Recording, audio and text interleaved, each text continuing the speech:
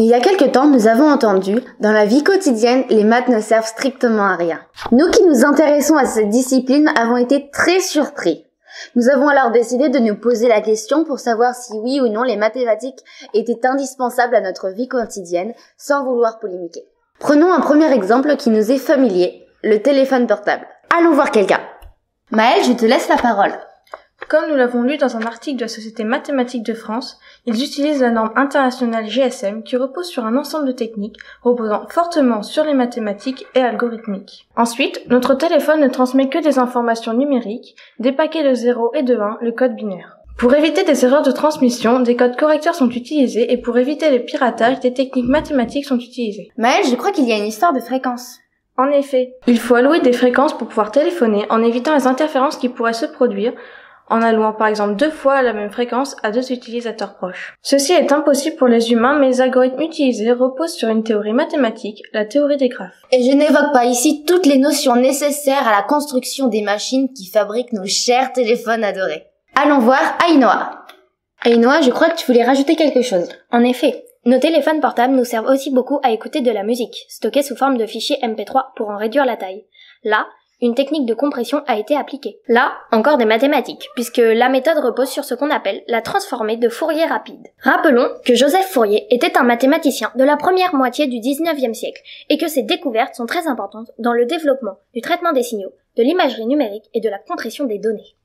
Merci Ainoa. Nous voyons que notre téléphone portable que nous utilisons tous les jours dans notre vie quotidienne est truffé de mathématiques. Passons maintenant à Jade. Un autre objet que nous utilisons quotidiennement est l'ordinateur. Il est né des travaux d'Alan Turing qui a conçu le premier calculateur programmable. Que fait un ordinateur? Il calcule avec des 0 et des 1. C'est sa première fonction. Bien évidemment, il est programmé. Les mathématiques sont très présents une fois de plus. C'est vrai, que ferions-nous sans nos ordinateurs de nos jours? Il existe un autre objet indispensable, la carte bancaire. Léa, en quoi est-elle liée aux mathématiques? Tout d'abord, il faut savoir qu'une carte bancaire contient un chiffre, le dernier, qui est appelé la somme de contrôle. Elle sert à vérifier la validité de numéros de carte. Cela se fait avec un algorithme, l'algorithme de Lune. Il faut effectuer une suite d'opérations avec tous les chiffres de la carte. Et à la fin, le numéro est validé si le résultat est un multiple de 10. Léa, ce n'est pas un système contre le piratage? Non, pas du tout. C'est juste pour éviter les erreurs de lecture du code. Par contre, les transactions effectuées avec les cartes, que cela soit dans un magasin ou sur Internet, sont sécurisées. Cela se fait par exemple avec la méthode RSA qui utilise beaucoup de notions mathématiques.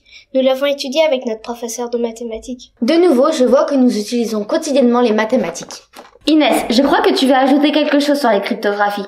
En effet, les techniques de cryptographie qui nous protègent des piratages utilisent de très grands nombres premiers qui sont la clé de notre sécurité. La cryptographie n'intervient pas que pour les cartes bancaires. Par exemple, prenez votre carte vitale. Elle est cryptée. Quand vous tapez un code sur votre téléphone, il faut le crypter également. C'est la même chose pour les objets connectés, les décodeurs, Internet, les titres de transport, etc. Si je comprends bien, Inès, nous utilisons la cryptographie tous les jours. En effet, Morgane. Quand nous avons étudié la cryptographie avec notre professeur, nous avons décortiqué une journée banale d'une personne et nous avons trouvé 15 utilisations d'un système de cryptographie. La cryptographie est donc un enjeu majeur pour notre vie quotidienne. Nous pourrions multiplier les exemples. Terminons en examinant 2 applications de notre vie quotidienne. Tout d'abord, Tom va nous parler de la météo. En effet, Morgane, tout le monde regarde les prévisions météo de nos jours. Que cela soit pour choisir le vêtement ou pour anticiper des phénomènes gênants. Par exemple, anticiper des averses de grêle que nous trouvons dans nos régions ou saler des routes quand du verglas est annoncé. Pour prévoir le temps qu'il va faire, les scientifiques manipulent des équations extrêmement complexes, rien à voir avec ce que nous étudions au collège. Il faut tenir compte de très nombreux paramètres. Cela n'est possible que grâce aux mathématiques. Une fois de plus, nous utilisons les mathématiques dans notre vie quotidienne. Un dernier exemple, cette fois-ci avec Louis qui va nous parler de vacances. Absolument, Morgane. Lorsqu'une famille part en vacances, les parents vont très souvent aller regarder sur des applications comme Mappy ou Via Michelin pour pouvoir déterminer un itinéraire optimisé. Ou alors plus court ou moins coûteux. Absolument. Ces applications s'appuient sur une théorie mathématique, la théorie des graphes. Bien que cette théorie soit jeune, elle est en plein essor, car grâce à elle, nous pouvons concevoir et optimiser des réseaux électriques ou communicatifs. J'ajouterai que cette théorie a été utilisée pour démontrer le théorème des 4 couleurs dont nous avons parlé dans une précédente vidéo. Eh bien, merci à tous. Nous espérons vous avoir prouvé que les maths sont très utiles dans la vie courante. Bien sûr, tout ce que nous apprenons au collège ne va pas forcément nous servir tout de suite. dans notre vie quotidienne. Cependant, nous utilisons tellement d'objets et d'applications qui utilisent les maths qu'il nous semble difficile de dire qu'elles ne sont pas utiles dans la vie courante, même si c'est de manière indirecte. Abonnez-vous à Scientific Fizz!